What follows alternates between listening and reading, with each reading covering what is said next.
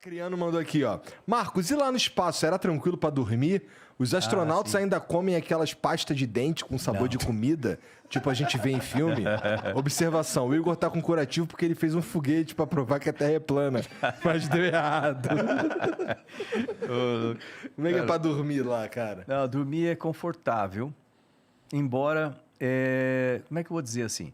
Por um lado é confortável fisicamente, porque pensa bem, você entra num saco de dormir, fecha o zíper, e aí você não tem nenhuma parte do corpo pressionada pelo resto do corpo. Vamos dizer assim, quando você deita, de qualquer forma, você está sentado, você está com peso na bunda aqui. Se você deitar, você está de lado de um jeito, uma parte né? do peso do corpo em cima. Lá não, é como se estivesse dentro da água, né? Flutuando. Então é super confortável fisicamente falando.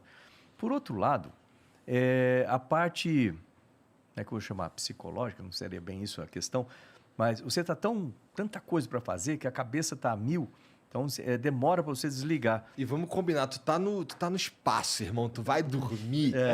Porra, Vai ter que dormir, cara, porque você vai ter que trabalhar pra meu irmão, mas tu tá no espaço, dá pra tu olhar da janela e tu vê perder tempo, né, 16 pôr do sol e 16 nascendo do sol, tu vai dormir? Não vai dormir, cara. Mas é isso que eu ia falar, justamente, porque você passa o dia todo trabalhando, uma coisa aqui, monta isso, desmonta aquilo, e aí, pô, não, tem que arrumar aquilo lá, então você não consegue olhar para a janela, você não consegue parar durante o dia, ou durante o momento de trabalho. Quando você deita ali naquele saco de dormir, eu botei o meu, eu tinha uma janela aqui assim, e eu estava, imagina, isso aqui é a estação espacial, tinha o módulo de adaptação russo, ele fica assim de lado, 90 graus, que é o nariz da estação espacial, esse módulo está aqui, a minha janelinha era aqui, ó. Então, eu via o costado da estação espacial e a Terra aqui do lado de cá. Porra, que vista É foda, uma hein, cara? vista... Eu via quando a gente entrava na noite, né? Ai, Você que entra a legal. 28 mil quilômetros, entra na noite. Aí você vê É lá na assim, Terra, entra... Você está a 28 mil quilômetros, você entra na noite. Aí você vê assim na Terra... tipo, as luzes das cidades, dá para você Acendendo. saber Caralho, se que Você vê o maneiro. terminador que a gente fala, é né? o terminador. Que legal, isso deve aí ser demais. você vê se a luz, se a cidade tem luz antiga, tipo sódio, meio amarelado, se é luz nova, LED. Você vê o formato das cidades, você vê lugares que não tem cidades, oceanos ou florestas. Você passou etc. sobre o Brasil algumas vezes? Muitas vezes. É?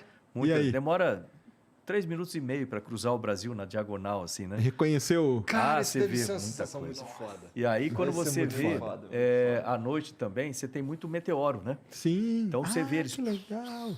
entrando, aí você fala, pô, passou no meu nível já. Outra coisa, tempestade, visto de cima. As você nuvens vê brilhando. o relâmpago, um raio, assim, aí você vê como se fosse uma teia de aranha, assim, né? É um negócio que maneiro. impressionante. E a pergunta que todo mundo faz, vê estrela? Vê Vê, né? assim, ó. Você está aqui, na área da noite, certo?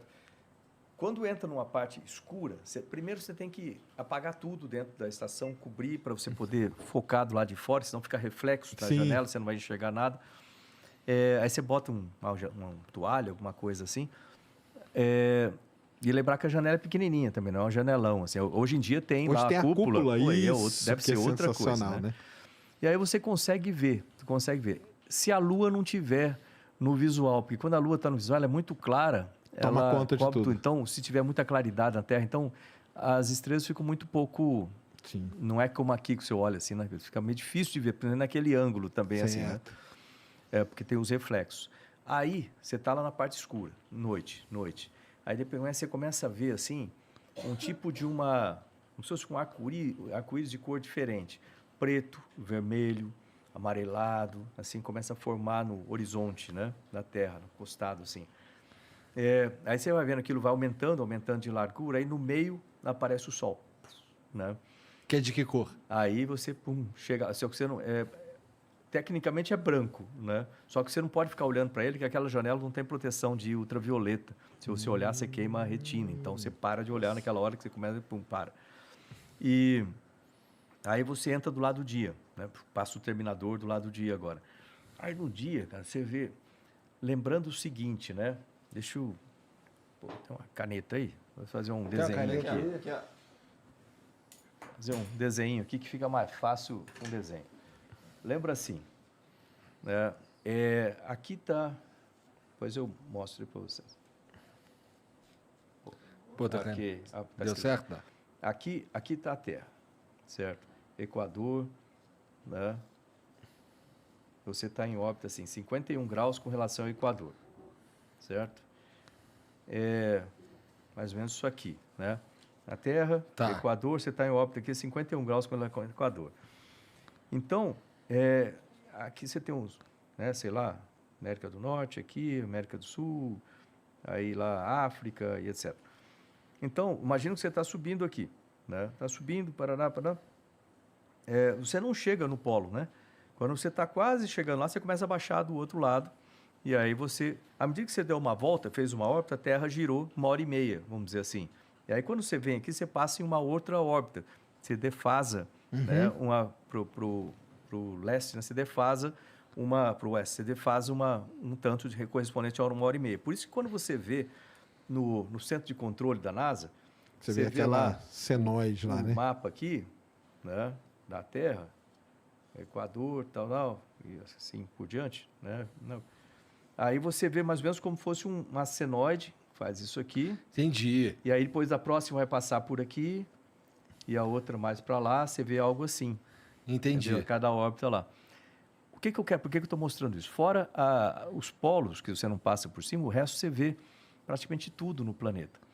Então, você vê lugar em cima, cordilheiras, com as neve em cima. Aqui na Cordilheira dos Andes, tem alguns lugares ali que parece um outro planeta, para falar a verdade. Você vê uns lugares assim, cor de óxido de ferro, sei lá o quê, né? Com a branca. Coisa que a gente jamais vê daqui, né? Pois é.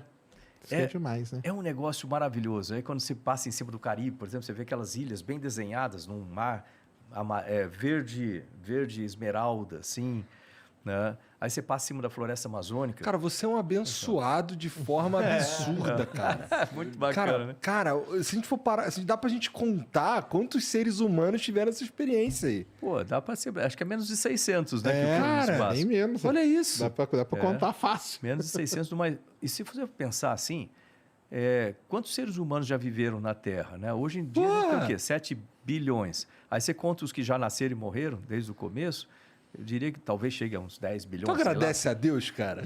Eu agradeço, todo dia. Cara. Como é que quando agradeço, chegou assim. lá? Quando chegou lá, tu é um cara religioso? Sou. Quando tu chegou lá, reforçou tua fé ou deu uma enfraquecida nela? Reforça, mas reforça sim. Deixa eu colocar isso de uma maneira que eu acredito em Deus, eu acredito nas coisas boas, você fazer coisas boas. Eu vivo falando, eu tenho uma live que eu faço todo dia de manhã, chama Diário de Bordo. Legal. E aí eu costumo sempre falar assim, olha, plante coisas boas, você colhe coisas boas. Meu pai me falava isso. Meu pai era muito simples, assim, ele falava assim, olha, se você quiser, parece simples quando fala isso, mas se você pensar, tem uma... Se você quiser colher limão, você planta limão. Se Sim. você quiser colher laranja, você planta laranja. Né? O que não dá é você querer colher laranja e plantar limão. Não dá certo. Ou outra coisa que ele fala, você planta uma sementinha de milho, você tem um monte de espiga de milho ali. Então, as coisas se multiplicam, tanto a coisa boa quanto a coisa ruim. Então, se você quiser ser feliz, ter sucesso nas coisas, viver bem, pense coisas boas, fale coisas boas, ajude as outras pessoas, deixe a crítica de lado, né? Não prejudique ninguém, que as coisas convergem positivamente. O contrário também é verdadeiro, que as pessoas que vivem tentando prejudicar os outros, criticando e tal, primeiro eles não têm nem coragem nem competência para fazer. Isso me falava o Orziri Silva, né? Assim, olha, crítica é a arma do incompetente e do covarde. Porra, não tem o que fazer, então, para satisfazer o ego, fica querendo, né, atrapalhar os outros.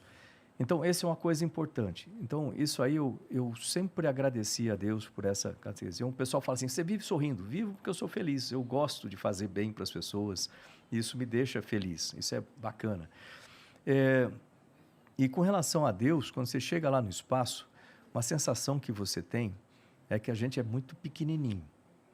Isso muda a maneira como a gente encara a vida a partir dali. Você fala, pô, eu sou insignificante. Realmente, cada um de nós do ponto de vista comparativo, é menor que uma bactéria em cima da mesa aqui, né? Então, isso é muito legal. Tanto que quando eu voltei de lá, ou seja, eu fui pensando muito pragmaticamente e eu voltei pensando muito com as pessoas, né? Eu criei uma fundação, tem a Fundação Astropontes, que é justamente para motivar a ciência e tecnologia para a educação, pensar nas crianças, assim por diante.